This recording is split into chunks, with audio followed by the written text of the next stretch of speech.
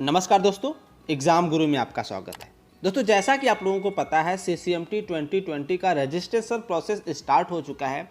और दोस्तों, रजिस्ट्रेशन करने के पहले या फिर रजिस्ट्रेशन करने के बाद आपके मन में काफ़ी सारे डाउट्स चल रहे होंगे।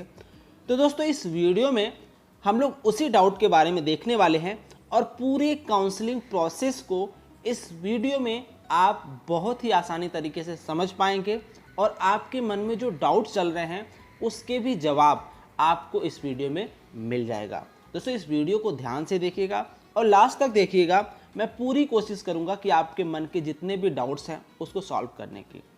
तो दोस्तों, जैसा कि आप अपने स्क्रीन पे क्लियरली देख सकते हैं, दोस्तों ये है CCMT 2020 का इंफॉर्मेशन ब्रोचर, जो कि आप CCMT के ऑफिशियल साइट पे भी जाकर के देख सकते हैं। अब दोस्तों, अगर बात करें CCMT के पूरे काउंसलिंग प्रोसेस की, तो दोस्तों CCMT का पूरा काउंसलिंग प्रोसेस 2 पार्ट में डिवाइडेड है, रेगुलर राउंड और स्पेशल राउंड। दोस्तों, जो ये स्पेशल राउंड है ये पहले नेशनल स्पॉट राउंड के नाम से जाना जाता था। जो रेगुलर राउंड के ख़त्म होने के बाद जितने सीट्स बचते थे उसके लिए काउंसलिंग होता था, जिसे नेशनल स्पॉट राउंड के नाम से जाना जाता था। लेकिन दोस्तों, इस बार ये स्पेशल राउंड के नाम से जाना जा रहा है। अब दोस्तों, जैसा कि आप अपने स्क्रीन पे क्लियरली देख रहे हैं, रेगुलर राउंड में सबसे पहले आपको रजिस्ट्रेशन कराना पड़ेगा, जिसका दोस्तों चार्ज है वो 2500 रुपये चार्ज है जनरल और EWS OBC कैंडिडेट्स के लिए। लेकिन दोस्तों, बात करें SC ST PWD कैंडिडेट्स के लिए, तो दोस्तों आप यहाँ पे देख सकते हैं 2000 रुपये चार्ज है, जो कि नॉन रिफंडेबल है।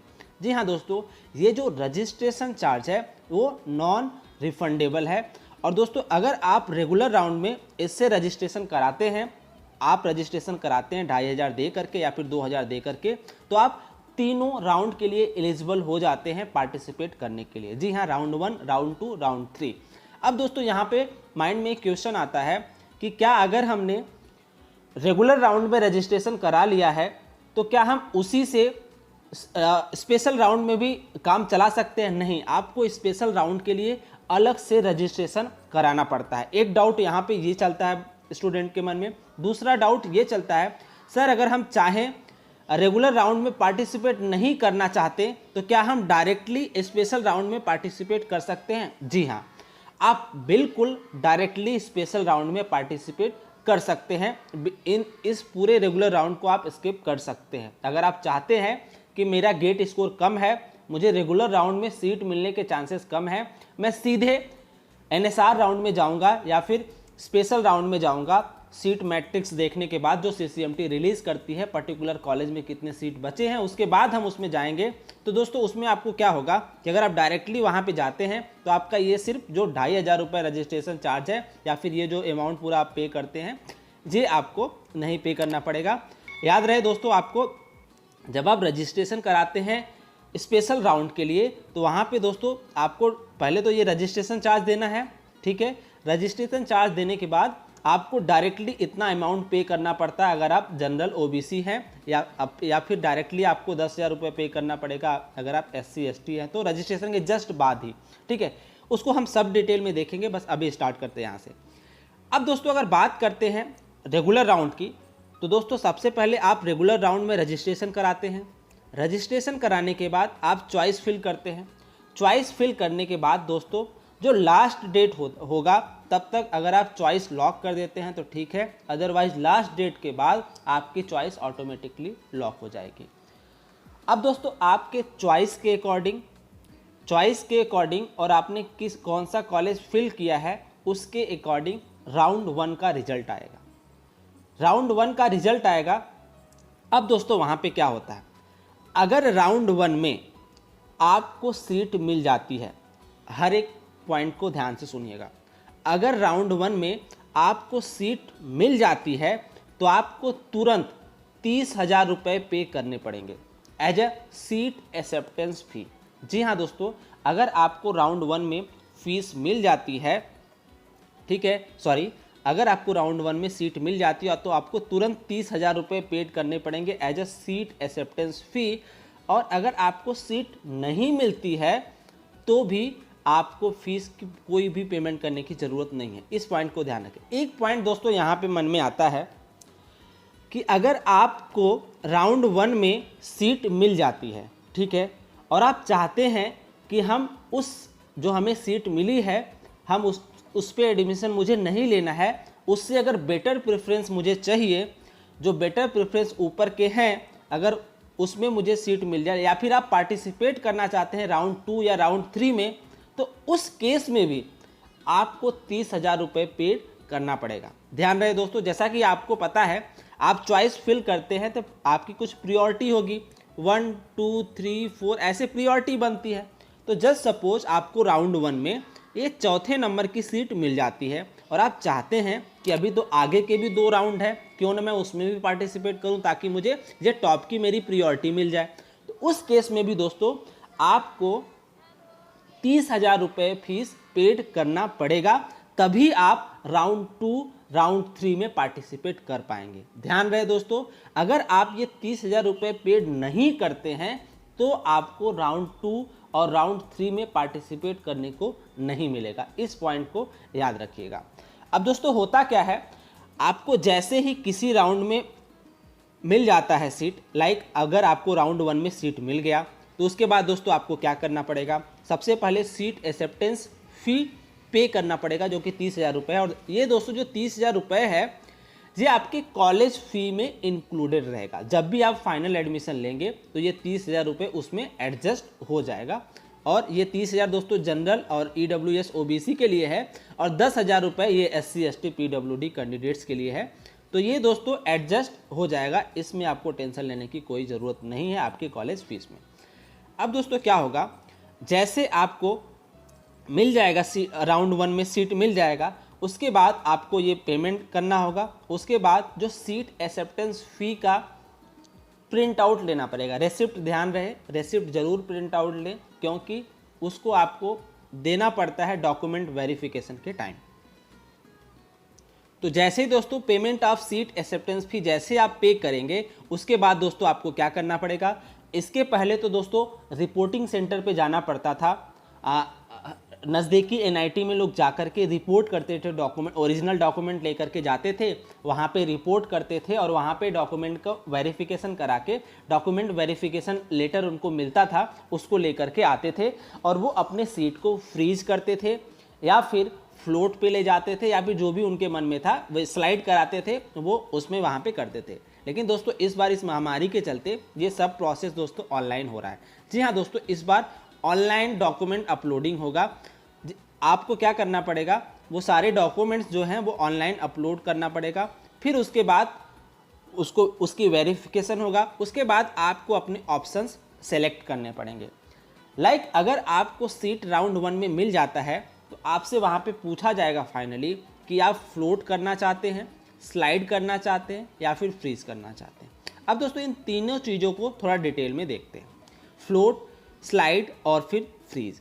फ्लोट क्या होता है दोस्तों, if they wish to consider in the next round for all of their better preferences choices।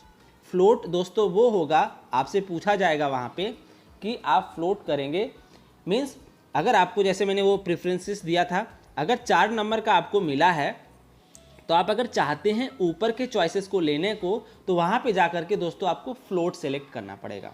दोस्तों फ्लोट आप सेलेक्ट करेंगे तभी ऊपर के चॉइसेस के लिए आप नेक्स्ट राउंड में पार्टिसिपेट करेंगे।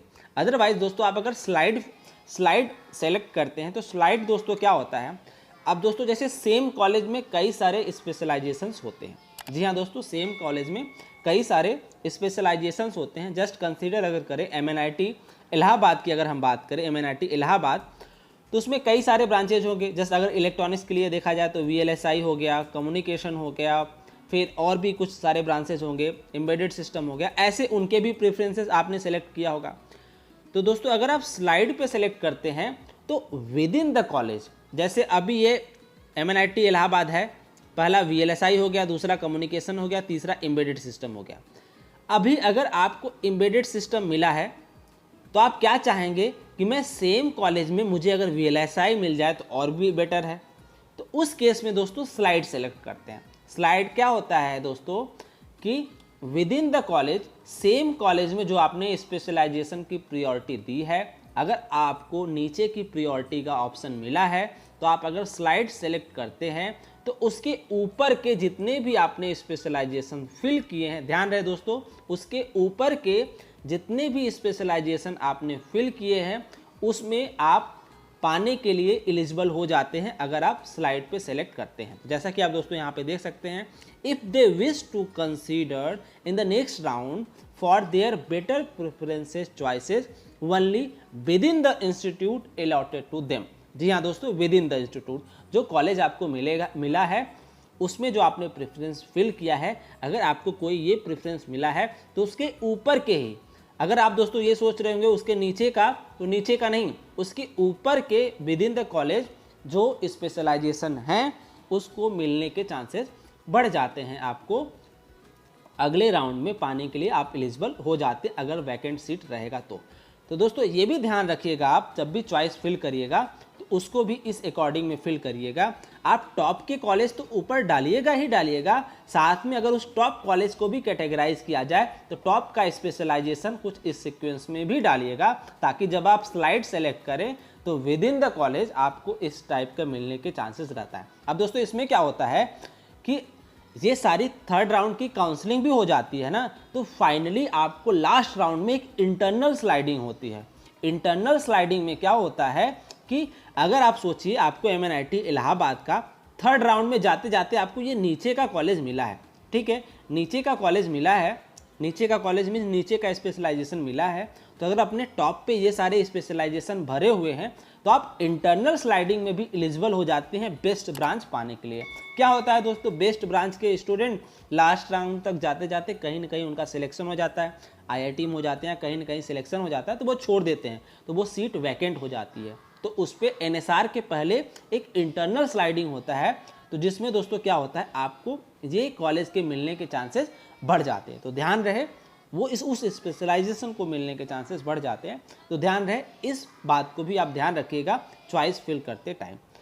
अब दोस्तों सेम ये डाउट्स हो गए आपके कि पहला राउंड मिलने के बाद क्या करना पड़ेगा, तो सिंपली आपको वैसे ही डॉक्यूमेंट वेरिफिकेशन कराना पड़ेगा। मीन्स अगर आपको यहाँ पे एक क्वेश्चन और बनता है, सर अगर मुझे कोई कॉलेज नहीं मिला है तो क्या मुझे भी डॉक्यूमेंट वेरिफिकेशन कराना पड़ेगा? नहीं, अगर आपको पहले राउंड में कॉलेज नहीं अलॉट हुआ है तो आपको कोई भी डॉक्यूमेंट वेरिफिकेशन कराने की ज़रूरत नहीं है। डॉक्यूमेंट वेरिफिकेशन तभी कराना है जब किसी भी राउंड में आपको कॉलेज अलॉट होता है, तो अगर आपको कॉलेज अलॉट नहीं होता तो आपको कोई भी डॉक्यूमेंट वेरिफिकेशन कराने की ज़रूरत नहीं है। यहाँ पे आप देख सकते हैं online document verification. The document verification will be done by the verifying officer of the respective allotted institute only in the online mode. इस बार सिर्फ और सिर्फ ऑनलाइन मोड में होगा। तो दोस्तों वो डॉक्यूमेंट की लिस्ट भी आप तैयार रखिएगा, क्योंकि ये लोग बहुत ज़्यादा टाइम नहीं देते हैं। और इस बार ऑनलाइन, अब यहाँ पे दोस्तों कुछ लोगों के मन में ये भी डाउट्स चल रहे होंगे, जो अभी फाइनल ईयर के स्टूडेंट होंगे, उनके तो exam most of the college के एग्ज़ाम हुए नहीं हैं, उनके रिजल्ट्स भी नहीं आए हैं। तो दोस्तों यहाँ पे उनको थोड़ी सी छूट दी जाती है, जो फाइनल ईयर के स्टूडेंट होते हैं जिनकी डिग्री नहीं आई हुई होती है या फिर लिविंग सर्टिफिकेट उनको नहीं मिलता है, तो उनको जमा करने के लिए अप टू नवंबर तक टाइम दिया जाता है। सितंबर अक्टूबर तक आई थिंक टाइम दिया जाता है उनको जमा करने के लिए। तब तक सितंबर अक्टूबर तक वो डॉक्यूमेंट वो जमा कर सकते हैं। ये भी आपको पूछा जाता है अगर आपके पास ये डॉक्यूमेंट नहीं है। कुछ डॉक्यूमेंट्स दोस्तों मैंडेटरी होते हैं जिसको आपको जमा करना ही होगा, और कुछ डॉक्यूमेंट्स के लिए आपको टाइम दिया जाता है सितंबर अक्टूबर तक जमा करने के लिए। उसकी भी लिस्ट आप इस ब्राउचर में पढ़ सकते हैं, डिटेल में आप देख सकते हैं। अब जैसे दोस्तों आप वेरिफिकेशन करा लेंगे ऑनलाइन, आपको एक लेटर दिया जाएगा, issue of online document verification certificate. आपको एक डॉक्यूमेंट वेरिफिकेशन सर्टिफिकेट मिलेगा, उस सर्टिफिकेट को संभाल के रखिएगा, आगे उसकी ज़रूरत पड़ेगी, ठीक है।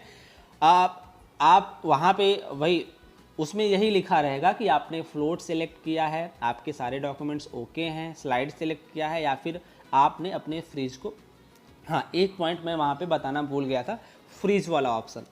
दोस्तों फ्रीज वाला ऑप्शन ये था कि आपने आपको जो सीट मिला है आप वो एक्सेप्ट करते हैं और उसी को फाइनली लॉक करते हैं, फ्रीज करते हैं। तो उस केस में आप अगले राउंड में पार्टिसिपेट नहीं कर पाते, आप उसी राउंड के लिए अपना सीट फ्रीज कर देते, तो अगले राउंड में जाने की ज़रूरत ही आपको नहीं पड़ेगी। अब दोस्तों अगर बात करें सेकेंड राउंड की, तो दोस्तों सेकेंड राउंड में सबसे पहला क्वेश्चन, कौन कौन पार्टिसिपेट कर पाएगा? पहला वो पार्टिसिपेट कर पाएगा जिसे पहले राउंड में कोई भी सीट नहीं मिली है, ठीक है।